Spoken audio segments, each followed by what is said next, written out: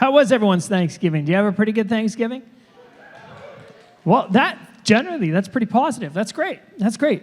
You know, I had a great Thanksgiving as well. It was interesting. I woke up on Saturday morning, and Destiny was like, "Hey, just so you know, we got a few families coming over." And I was like, "Oh, really?" Yeah, she's from Swift Current, Saskatchewan. You know, I always think it's hilarious. Where life makes sense is the slogan of Swift Current, Saskatchewan. And I'm like, does it not make sense other places too? You know, but whatever. She had a bunch of family come from out of town. And she's like, "Hey, just so you know, it might be a few people." And I was like, "What's a few?" If you were to think about a few, would you think like 5, maybe 7? Yeah, we didn't do that. I think it was around 20 children. Okay, so yeah, you know what? It was a great Thanksgiving. It was crazy. It was awesome. But I always love Thanksgiving. Not that I have anything against the presents, but I just love sitting down with a meal and not hustling to do the present thing. I just love it. It's just awesome. So I hope you had an awesome Thanksgiving. If there's any Americans here, I know you're confused still, but you'll get over it. Today we're going to talk about, I think, a subject that's been near and dear to me, and I know so many other people here. But it's this idea of being for the city. And a few years back, I've been in ministry for a long time. It might not look it. I know some people wonder how old I am. I'm really old. But I've been in ministry for about 20 years. But in the first 5 years, a lot of ministry, I was a music leader and director. And so of the first 5 years, I thought, you know, it was a lot about like singing to people, and there wasn't a lot of like connection between myself and other people. I'm a bit of an introvert. I like my space. I could probably sit in my own thoughts for a whole day. For some of you, you're like, "That sounds terrible." For some of you, you're like, "Yes." You're like, "Oh, I miss people," you know? And I love all people. But something shifted in around year 5 of ministry. And what shifted was that I began to realize, and this might sound just so elementary to you, but there was something that I was like, it feels like I'm missing the care part of ministry. And you're all like, "Ha, ha, ha, that's so funny. How could you miss that?" But it was just a part where something shifted. And what shifted for me was a question. And the question was this. And I took it on a personal level, but it was spoken to our organization at the time, or our church at the time, and it was, if you were no longer around, would anyone notice? You know, and you think, well, that's a bit, okay, that's a bit dark, right? But the reality was that on the other side of that question, if we take it to heart, it's what are we doing with the hours or the life or the time that we have? I mean, when we extend that to Centerpoint Church, I mean, what does it mean for us to be in the community and for the community, and when people notice if we weren't? Now, this became a driving force of ministry earlier on, but particularly around Centerpoint Church. That as we began a couple years back to explore what Centerpoint would be, there was a lot of things that we began to unpack. And one of the big framing questions was this, was what do we want to be known for? What is it that at the end of Centerpoint Church, and we believe that it's going to go for generations, but if there was ever an end point and we had to move out of the community, or there's ever an end point, for whatever reason, what would we want to be known for? And so we talked about our mission, which Bill already talked about today, which was to inspire people to follow Jesus. That we exist for the skeptic to the saint, for the one that doesn't have it all together, wonders if church is for them, comes through the door, heart racing, wondering what are these people going to say, to the person that's been in it for decades, that's seen it all, the ups, the downs. We want to exist and be a church for everyone, but particularly to have a focus in our community for those who have big questions that wonder, is there a God in heaven? And if so, does the God in heaven love me? And then what does that mean? And who is this Jesus person, but doesn't know where to ask these questions? We want to be a church that's known that if somebody has those questions, that they can be here. That's why Starting Point is so essential. But even with that we didn't want to just be a church that meets on a Sunday morning, because many different churches can meet on Sunday morning like this. But we want to be a church not just with small groups, but of small groups. A church where everybody's name can be known and everyone can sit in a circle. Where everyone can share the parts of their life, the good, the bad, and the ugly. And can figure out that there's a God who loves them and figure out how that intersects with the everyday life, our everyday lives. To be a place where in the most challenging and the toughest times that we can stand arm in arm with people around us, because we all know that life is going to happen. I mean, trouble, and I don't mean to sound negative when I say this, but we all know that trouble comes. It's not a matter of if, it's a matter of when. And when life hits, are we going to be prepared, and we have people in our corner to do life with? So we know we need to be a church that believe that life is better in circles than in rows. But we wanted to be an outward-facing church. To be a church that looks beyond a Sunday morning experience or beyond our groups and says, how can we be helpful to the community around us? How can we be difference makers to leave a community better than when we found it? And so there's many other things that we believe that we can be for, but primarily what sets us apart is that we want to be a church for everybody, want to make it accessible to as many people as possible. We believe that life is better in circles than in rows. We want to be an outward-facing church that makes a difference, empowering leaders to lead in every sector of society. So what do we want to be known for? That's a great question, but this is purely aspirational. Now, when it gets connected to the next question, it gets a little bit more challenging. Now, on a personal level, this can be challenging for us as well, too. Because it's one thing for me to say, this is what I want to be known for.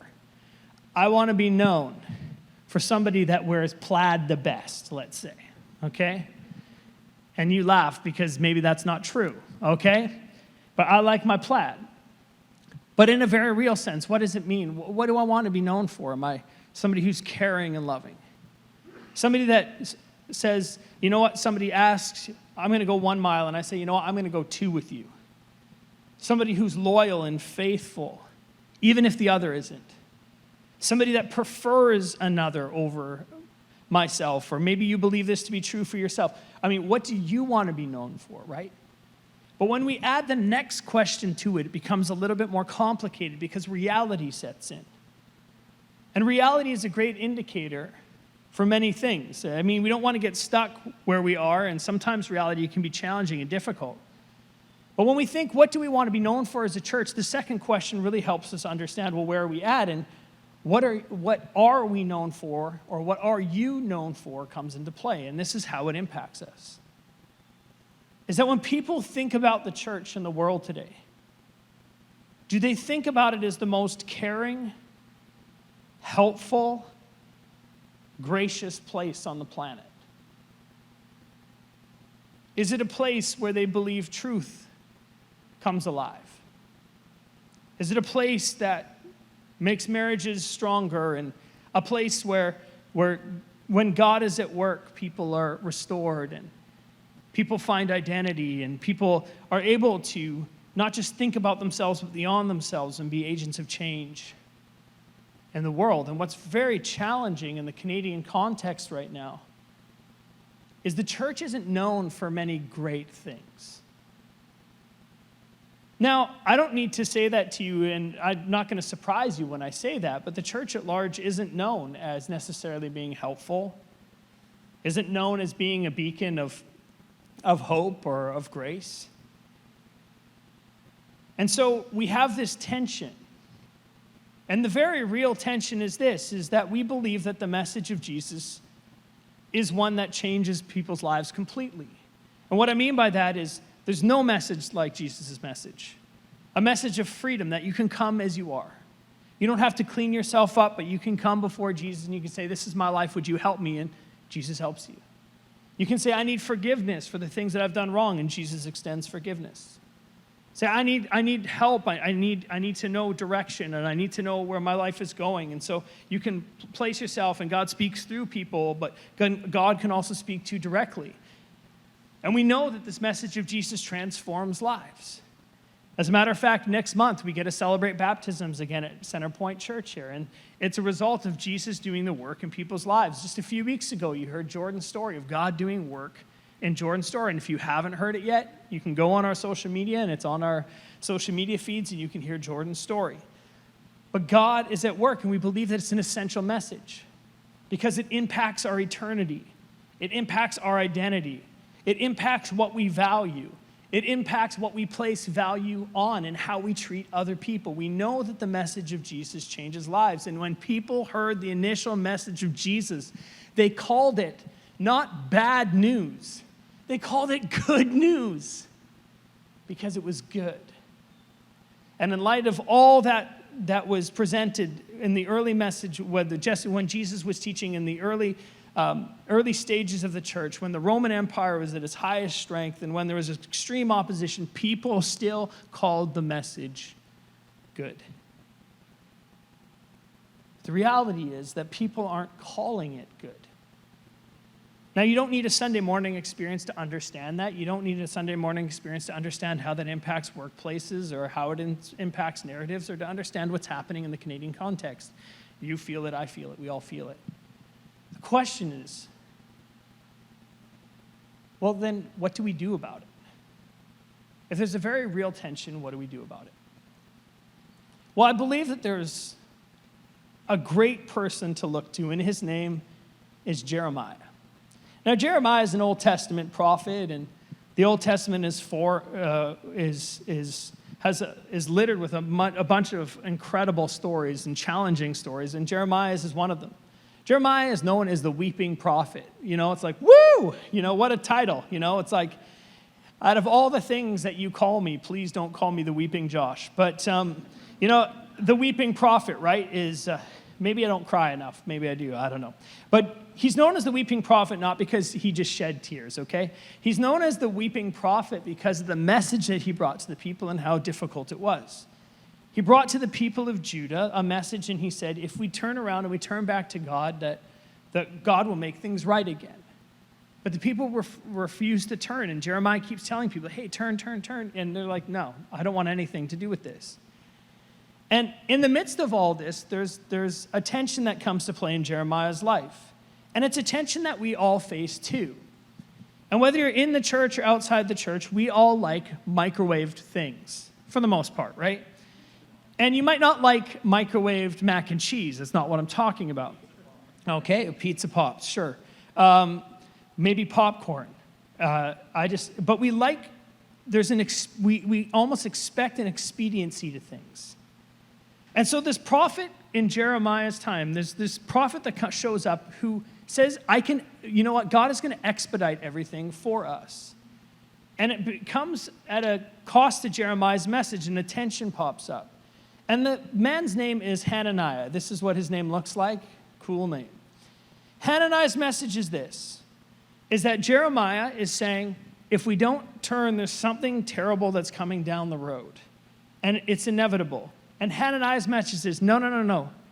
It's not going to change. And here's what the implications of that is. Hananiah teaches a message that you don't need to do anything. There's no urgency or there's no change that's necessary. It's just going to go away, and God's just going to do it quickly. And you don't need to worry about anything. You just kind of sit, you stay idle, and that's it. But the problem with Hananiah's message, it's a very real problem, is that we all love the message. The message that it doesn't necessarily cost, or we don't have to lean into something, or the message that it will happen without us. But Jeremiah's message was different. And if you were with us last month, in the month of September, we went through a series where we looked at the person of Daniel. Jeremiah shows up right before Daniel. And Jeremiah says that we're going into exile in Babylon. It's going to be a long time. Hananiah says, nah, it's a short time. Babylon isn't going to make it here.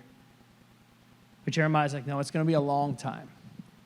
And it's going to take work. It's going to take focus. It's going to take us leaning into the things of God. And so Hananiah teaches one message, and then Jeremiah teaches another. And Jeremiah's message is this, is that if we keep our eyes set on the long term, rather than the short term. That through it, God will deliver, and God will bring us into a place of greater prosperity. Tensions arise in the nation of Judah, and Jeremiah isn't well liked. But Jeremiah says some words that I think frame this idea of being for the city. Because in a culture where the church isn't known for necessarily being helpful, the church isn't known for being for our community, where the church isn't a place that people believe is for them, we at Centerpoint Church want to be for our community. We want people not just to think, I hope there's a place for them, but to know that there's a place for them. To say that there's a place for me to wrestle with my faith. Or there's a place for me to go in the mess of life. Or there's a place to go when I need help. And so Jeremiah is going to outline for those that are in the nation of Judah, and I believe by extension it works for us. And if you're not a follower of Jesus, or you're not pursuing Jesus at this time, or you're trying to figure out your faith and you're not quite sure what you believe, you get off the hook from this a little bit. But I think for those who are following Jesus, and for those that are leaning into the Christian faith here at Centerpoint Church and leaning into the mission, this is something that we should be taking seriously. And there's something that Jeremiah connects here. He connects the blessing of God to the work of the people. And this is what he says. He says this: seek. As you head into Babylon, as you head into a place where it looks a little bit challenging and daunting, as a place that you don't necessarily even want to be, seek the peace and the prosperity of the city. Those are profound words. I mean, rather than yell at it or say things should be different, rather than say somebody else, raise your hand and say, seek, and say, I'm the one, or we're the one who are going to seek the peace and the prosperity of our city. And this is what he says: seek the prosperity of our city, to which I have carried you into exile. Pray to the Lord for it, because if it prospers, you too will prosper. What's fascinating about this message is there is somebody that took this to heart. And his name was Daniel. You see, Daniel was the one that heard Jeremiah's words. So did his friends Shadrach, Meshach, and Abednego. But you see, Daniel goes to another nation with the words that Jeremiah speaks to say, you need to work hard for the peace and prosperity of the city. And what does Daniel do? Under 3 different kings, he serves as hard as possible.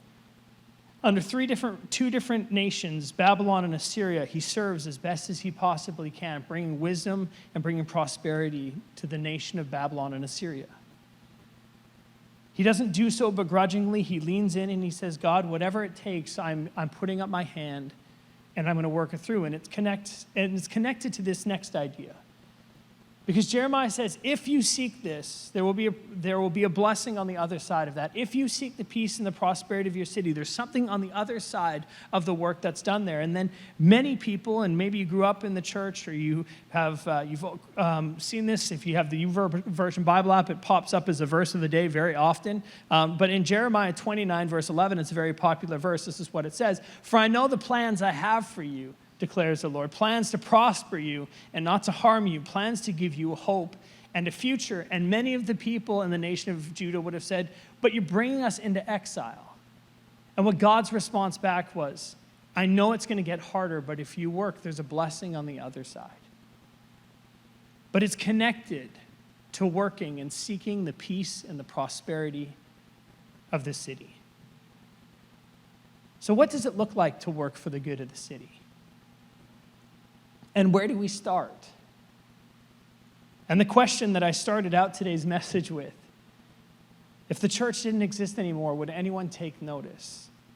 I would dare say that if the nation of Babylon and Assyria didn't have Daniel, they would have noticed. I think that there's many people that lean into the good of the city. And I believe it's the role of the church to lean in and to make the city better than when we were here and when we leave. So where do we start? Well, it starts at a very easy Jesus principle. It's about them and not about us. It's about doing our best to connect leaders and individuals in the community, to connect with them and to begin to meet the perceived needs of a community. It looks like meeting the needs of the city and answering the question that many people ask. You see, they don't necessarily ask, is God real, even though that's a question that some people ask. Many people don't even ask the question of, what is it that the church believes? The number one question that I hear is, do they care? I don't know who said it. There's a lot of people that claim to say it, but people don't care how much you know until they know how much you care. And is the church perceived as being helpful and seeking the good of the city? This is why in years past we've done Be Rich. Partnering with local organizations, not creating new ones, but partnering with local organizations to make a difference in our city. Because we want to be for those in our city, and we want to make an impact. In years past, partnering with Wagner Hills and Addiction.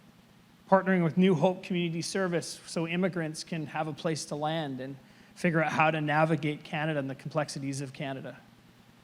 This is why we partnered with the Langley Food Bank to make sure that those who aren't able to afford food can have a meal. And there's always been a desire to make Be Rich an everyday, every month thing.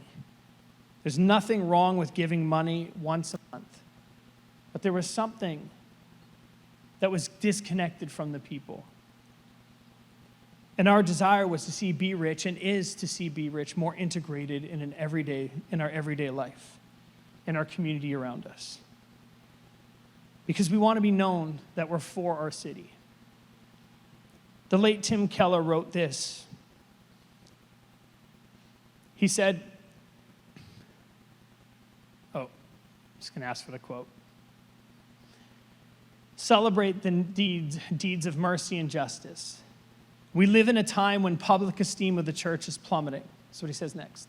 For many outsiders and inquirers, the deeds of the church would be far more important than our words in gaining plausibility. Leaders in most places see word-only churches at net cost to their community, organizations of relatively little value. But effective churches will be so involved in deeds of mercy and justice that outsiders will say, what will they say? We cannot do without churches like this. This church is channeling so much value into our community that if it were to leave the neighborhood, we would have to raise taxes. And we all want that. When I think about Centerpoint Church, and I think about the future, I think about us being a difference maker. And maybe this is your first time here and you're not connected to Centerpoint in any way. But I want to let you know that outside of Be Rich this year, there's some phenomenal things that have happened. And I just want to share those with you today. Because I believe that we're moving in this direction. I see us already going there with something called Give Help, Get Help, and many other things. And I just want to share some of those things with you today.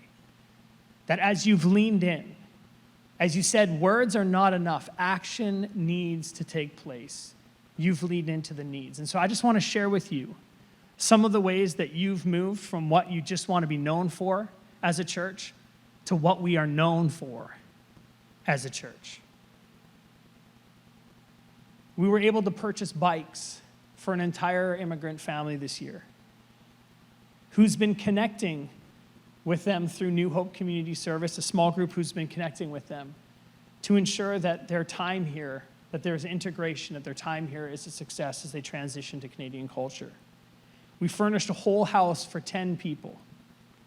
We set up a kitchen for an entire family. We ran a community Easter egg hunt with hundreds of people that came out. We set up a family with mattresses for their family. We paid for a handful of students to get to youth camp this year. And in addition, you were so generous that we were able to pay for leaders to go to camp as well and cover the cost of leaders. A car was given away. Houses found for somebody in need of a rental when they couldn't find any rentals Addiction support services given for those who are moving towards recovery. Finding jobs, multiple jobs for people who are in need of work when they needed it most. You visited hospitals. You prayed with those who were sick and those that were grieving. You provided funeral support and leaned into the messiness of life through separation and even divorce. We were able to provide weddings to multiple people. And that's just the things that we know. And so as a church, when we ask the question, would people miss us if we're gone? I believe the answer is yes. But the question is there still more work to do?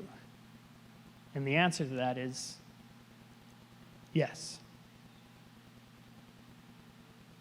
So we want to be a more integrated part of the community, working for the good of it. And it takes something. And it's a challenge that I'm going to flesh out more next week. But it's a big challenge for us all. And in a culture where we can get things quickly and we can, it's very easy to come and to go. It's very easy to consume. It's a tough ask that we're going to ask next week. But it's tough because I think in a time of COVID when it was easy to kind of just be a part of things, that it's easy to get lost in the shuffle, or it's easy to just be. We want to encourage you, and we'll flesh this out more next week, but to move from this, to move from consumption to participation. And this is what Jeremiah was getting at. And I believe this is where the church is at its finest, is when the church looks to prefer the other, when the church lives with open hands, when it moves from just words to action, when it moves together. And so I'm excited for what's ahead. We're looking forward to partnering with local schools, to running training programs for leaders, to equip parents in each phase of life, to support local organizations on a monthly basis and become a hub for good in our community. But the reality is that in order to do all those things, there's some things internally that we need as well. And so I believe that we're going to be for the city for years to come. I believe that the best is ahead for Centerpoint Church. I believe that as we lean into what God has called us to do, and not just be a church that aspirationally wants to be known for something, but becomes a church that is known for being helpful, a church that's known for being loving and gracious, a church that's known not for what we're against, but what we're for. That we are for people, that we believe the image of God is in each person, and because of that, we treat them as unique individuals that are beautifully and wonderfully made. And we lay our life down for others because Jesus has called us to do the same.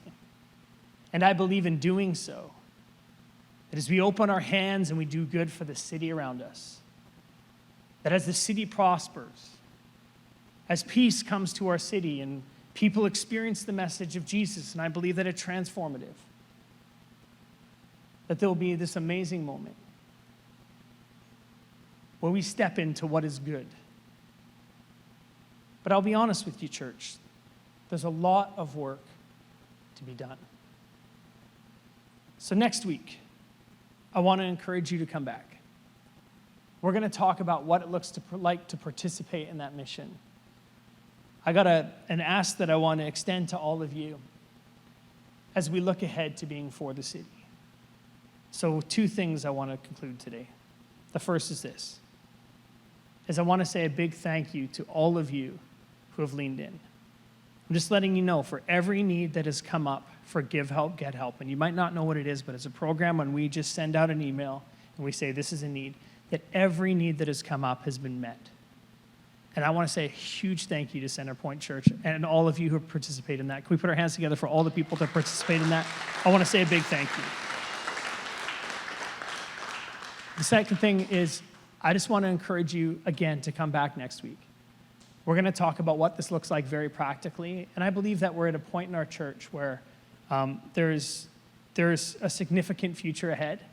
And I think there's a lot that God is going to do in and through our church. But there's some things that here and now that we are going to focus on. And so I don't want you to miss that. But my hope and my prayer is that we would be a church that at the end of all this, that people say, I'm glad they were there. I'm glad that I had the help when I needed it. I'm glad I had a place to wrestle through my faith. I'm glad that my children had a place in every stage of life to be able to wrestle with the big questions of life. I'm glad that the church was not just thinking about themselves, but was thinking about the community. I'm glad that when I went through that separation, that there was somebody there to support me. I'm glad when I was going through that transition, that job transition, that there was somebody there to support me. I'm glad that when I didn't know where to turn, I turned to the church and they met my needs. That's the church that I dream about and the church that I believe that we are and will continue to be, and I believe will continue to be for years and years down the road, that God will use Center Point Church so that people will say that they're glad that we're here and will be difference makers in our community. So I'll see you next week. I look forward to it. And I'm going to just conclude in prayer, and then I'll invite Bill up. So God, thank you for today. I thank you that you have called us to be a church for the city. That God, you're doing so much through Center Point Church already. That God, you're making a difference in many people's lives. But God, we know that there's still so much work to be done. God, we know that you've called us to be difference makers in our schools, you've been in our homes, in our workplaces, God, and in our culture and in our community. So God, we ask as we look towards the future that we would be people who seek out the good of our community, that we would seek the peace and the prosperity of our nation, that we'd be more known for what we are for than what we are against, that we'd be a church that's helpful. That God, there's many different things that we could be, and there's churches for all sorts of people, but God, help us to be a church for those that don't believe that they can come, that don't know where to start but want to, that don't know where to turn, but have heard that there's a place where they can. And when they do, that there's a place that's helpful, a place where they can get needs met. God, help us to be a church that is for everyone. Amen.